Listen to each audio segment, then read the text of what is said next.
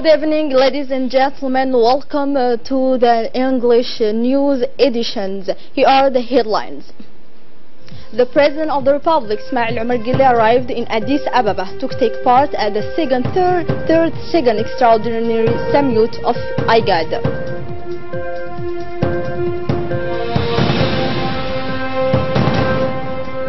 A meeting on the implementation of Sustainable Development Goals was held this morning.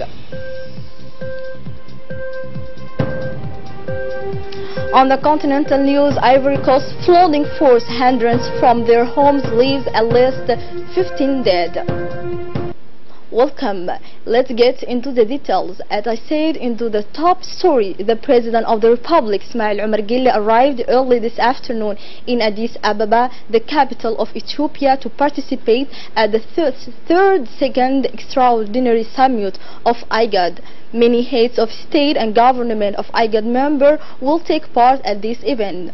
On his arrival at the international airport of Addis Ababa, the head of state was welcomed by the Ethiopian Prime Minister, Mr. Abiy Ahmed Ali, with whom he had a first encounter in the VIP lounge.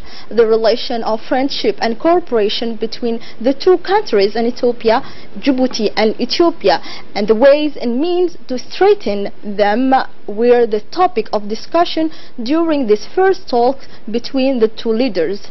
Discussion were then extended to the strategic partnership that the two countries maintain in all fields.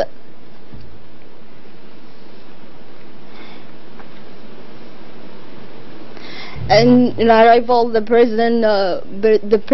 Prime Minister of Ethiopia welcomed the head of state, and the two leaders discussed about the relationship and the friendship between the two countries, and the ways and means to strengthen them were the topic of discussion during the first talks between the two leaders.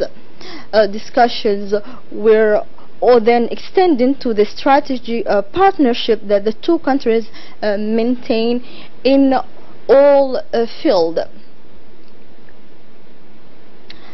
The President Ismail Omar Guelleh take part as the others presidents of other countries who are members of IGAD to find resolutions about the problem of South Sudan.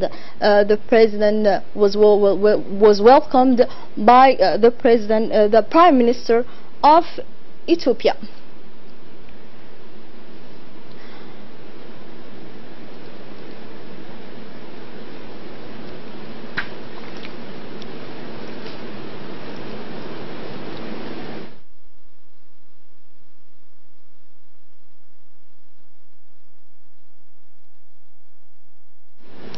The Prime Minister Abdulqadir Kamil Mohammed shared today at the National Coordinator of Government Action a meeting on the implementation of the Sustainable Development Goals called SDGs.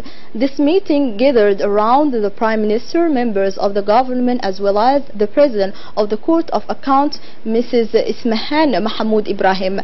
The SDGs required procedures for regular monitoring, coordination and knowledge sharing. The Court of Accounts, which is the supreme institution of control of the management of the public money. To the end, its commitment is to support the government in establishing policy coherence with the development partner and the private sector, while allowing the government to provide reliable data specific to the Republic of Djibouti.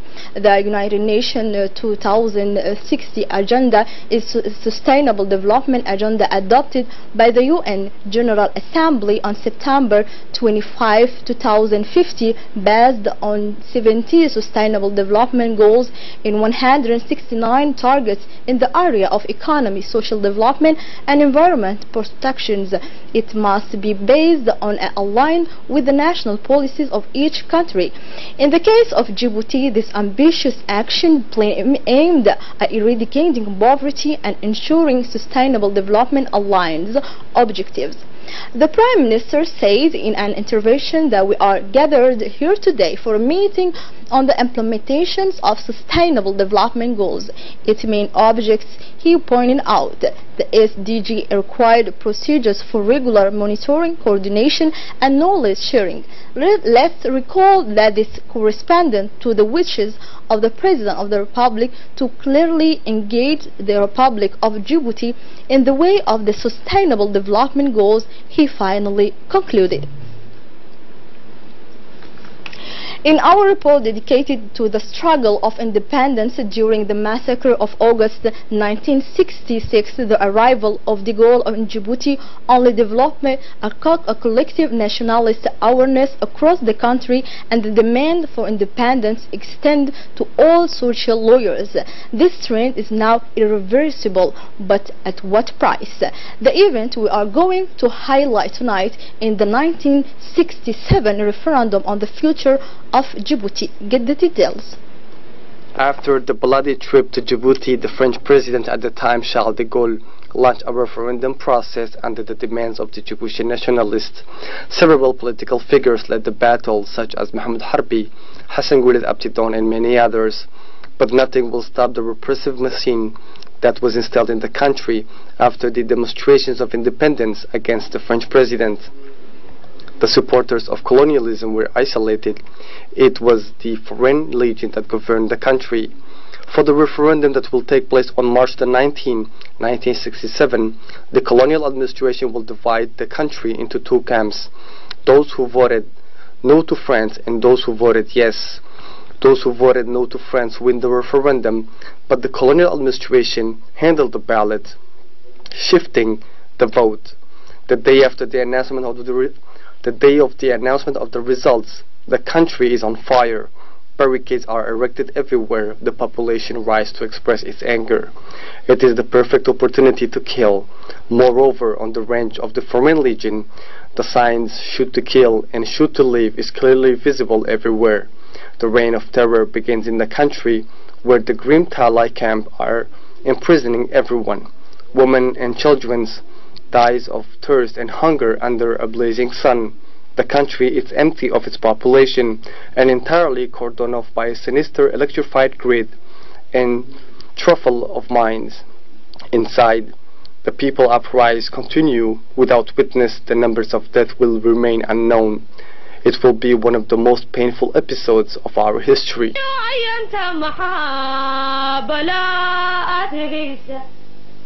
إميسا أروح ويتيو قاليو إسلالي أحمد كي لا دورتي يا محا نبي الله أحمد كي لا دورتي يا محا نبي الله. And now on the international scene, at least 18 people were killed by flooding in Ivory Coast's commercial capital Abidjan on Tuesday after intense rainfall overnight. Authorities said with too much Tuesday intense rainfall overnight. Hinda Ibrahim has more to tell us.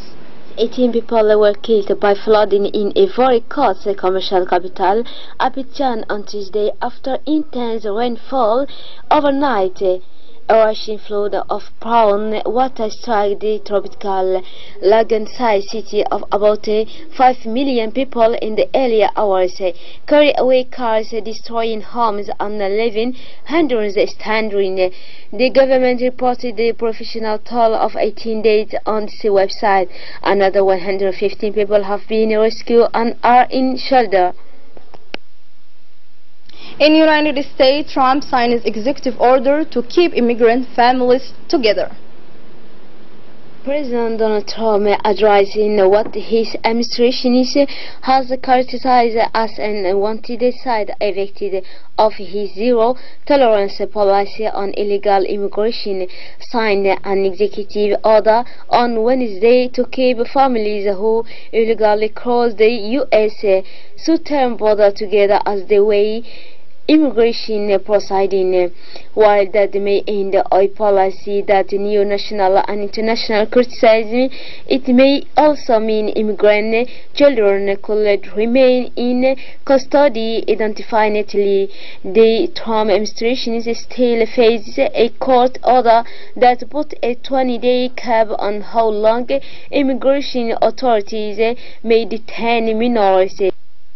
Here we close our news. Thanks for watching us. We'll be glad to have you tomorrow at the same time, same hour and same channel. Good night.